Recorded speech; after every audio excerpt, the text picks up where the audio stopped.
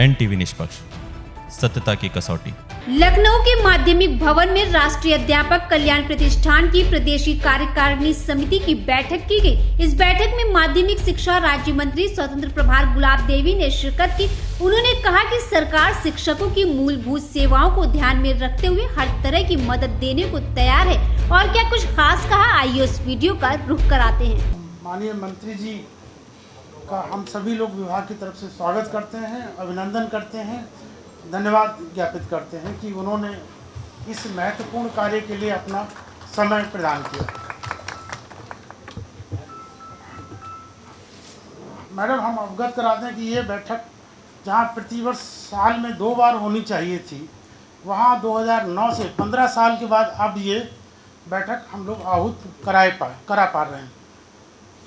इस प्रतिष्ठान का उद्देश्य हमारे शिक्षकों को बीमारी में, विवाह में तथा अन्य आवश्यकताओं में आर्थिक सहायता प्रदान करना है। इसकी धनराशि हम लोग झंडे के विक्रय से इकट्ठा करते हैं, जिसकी धनराशि 2 रुपये प्रति झंडा के हिसाब से आती है। लेकिन ये नियमित रूप से संचालित नहीं हो पा रहा था बहुत पिछले 15 वर्षों से। तो प्रयास करके सब लोगों के सहयोग से हम लोगों ने कार्यकारिणी का गठन कराया। इस कार्यकारिणी के माध्यम से आज की बैठक में तमाम महत्वपूर्ण निर्णय लिए जाएंगे। इस निर्णय में सहभागी हमारे वित्त विभाग के विशेष सचिव साहब हैं, एशियस वित्त की तरफ से प्रतिनिधि हैं, उनके परामर्श से इसमें तथा सभी लोगों के चर्चा के माध्यम से हम लोग इसमें महत्वपूर्ण निर्णय लेंगे जो शिक्षक के हित में है और ये समाज उपयोगी हैं। जिसको ये ऐसा पक्ष रहा जो हमारा अभी तक इसमें हम लोग निष्क्रियता रही और कोई काम नहीं हो पाया।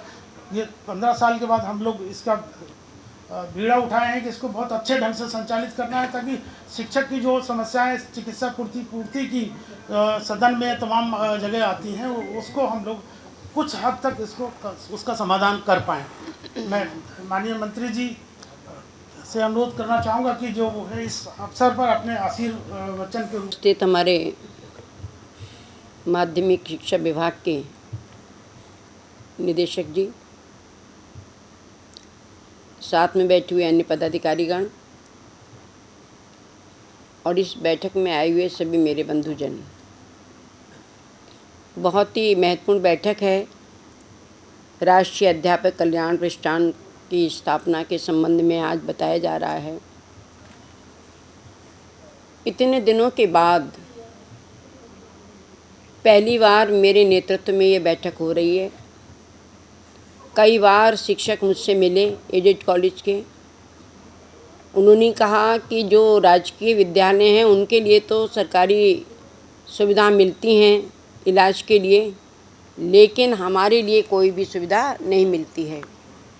हमेशा मैं आश्वासन देती रही, आप लोगों से चर्चा करती रही कि अध्यापकों की जो मूलभूत आवश्यकताएं हैं एडेड विद्यालय की, उनकी पूर्ति होनी चाहिए।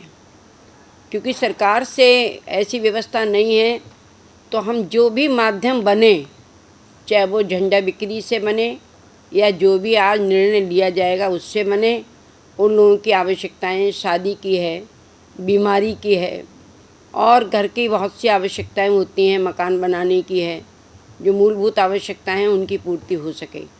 तो आज जो भी निर्णय लिए जाएंगे उसमें पूर्ण रूप से मेरा समर्थन रहेगा और मुझे भरोसा है कि जो यहाँ सदन बैठा है वो शिक्षकों के हित में सही निर्णय लेगा, जिससे शिक्षकों का हित हो सके न। इसी संबंध में आज ये बैठक हो रही है।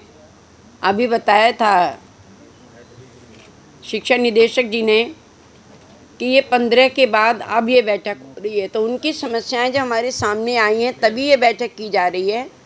और हमें भरोसा है कि इस बैठक में जो भी निर्णय लिए जाएंगे वो शिक्षकों की समस्या के समाधान हेतु ही लिए जाएंगे। देश विदेश की ताज़ा खबर पाने के लिए हमारे चैनल NTV निष्पक्ष को सब्सक्राइब करें व बेल आइकन दबाना ना भूलें।